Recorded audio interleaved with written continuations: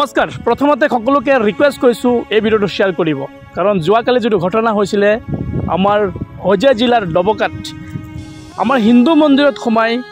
কালিমাৰ মূৰ্তিক ভাঙচুৰ কৰি সেই মন্দিৰত থকা পূজাৰীক মাৰধৰ কৰি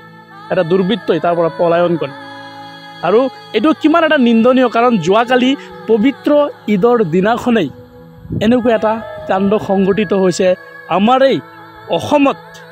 হোজাই জিলাৰ ডবকাত গতিকে এটা হিন্দুৰ ওপৰত অত্যাচাৰৰ এই দৃশ্যটো সমগ্ৰ অঞ্চলৰ লগতে সমগ্ৰ বিশ্বত জানিব লাগে যে এতিয়াও হিন্দুৰ ওপৰত কিমান অত্যাচাৰ চলি আছে আৰু আজিৰ এই ঘটনাটো এটা তীব্ৰ গৰিহণা দিছোঁ কাৰণ এনেকুৱা এটা দিনত পবিত্ৰ ঈদৰ দিনাখন যদি কোনোবা দুৰ্বৃত্তই এনেকুৱা কাণ্ড কৰিব পাৰে তেতিয়াহ'লে ভাতৃত্ববোধ সমাজত কিমান দিননো থাকিব এটা পবিত্ৰ ঈদৰ দিনাখন যদি এনেকুৱা এজন মানুহে এনেকুৱা এটা ঘটনা কৰিছে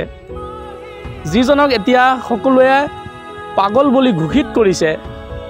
এটা কথা খুবেই নিন্দনীয় যে ঘটনাটো হোৱাৰ আগতে সেই পাগলজনক ঘৰত চিকল দি বান্ধি কিয় নাৰাখিলে কিয় এৰি দিছে মন্দিৰ ভাঙিবলৈ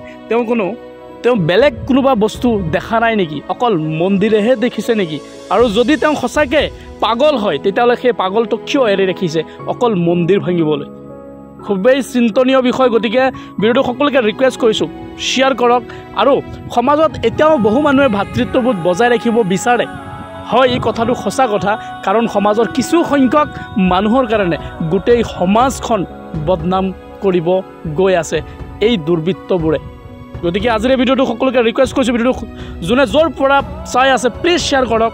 কাৰণ এনেকুৱা ঘটনা যাতে আমাৰ অসমত দ্বিতীয়বাৰ কোনো এটা মানুহেই কৰিবলৈ সাহস নাপায় কাৰণ কাৰোবাৰ ধৰ্মৰ ওপৰত আঘাত কৰাটো কাৰোবাৰ ধৰ্মৰ ওপৰত অত্যাচাৰ কৰাটো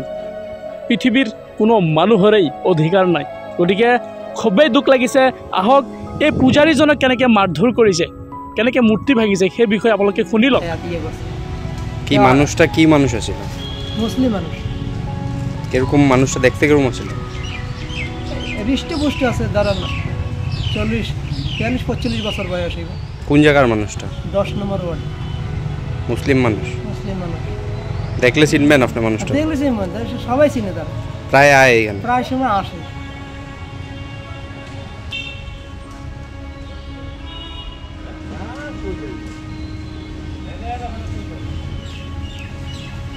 কোন তো আপনার কি ছিল হ্যাঁ মানে আমার সপ্তাহে তো কিনা থাকে পুজো হয় আমি এখান থেকে থাল আর গ্লাস নিয়ে মাছতেছিলাম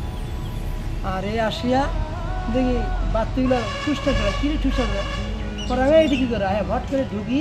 আর মূর্তি ধাস করে ফেলাইছি এরপরে আমি আগাইছি আর আমার এইখানে মাছ এইটা আমার এখানে পড়ছে লগল আমি পড়ে গেছি পরে তাহলে আগাই আইসি ধরতে পেরেছি মানুষজন জমছে সবাই কইছে ধরো কেউ আগায় না কয়ে পাগল হ্যান কয়ে ইয়ে করছে কি মানুষটা কি মানুষ আছিল মুসলিম মানুষ কিরকম মানুষটা দেখতে কিরকম আছিল হৃষ্টপুষ্ট আছে দাঁড়ানো 40-45 বছর বয়স হইব কোন জায়গার মানুষটা 10 নম্বর ওয়ার্ড মুসলিম মানুষ দেখলে চিনবেন আপনি মানুষটা দেখলে চিনবেন সবাই চিনে তার প্রায় আয় এখানে প্রায় সময় আসে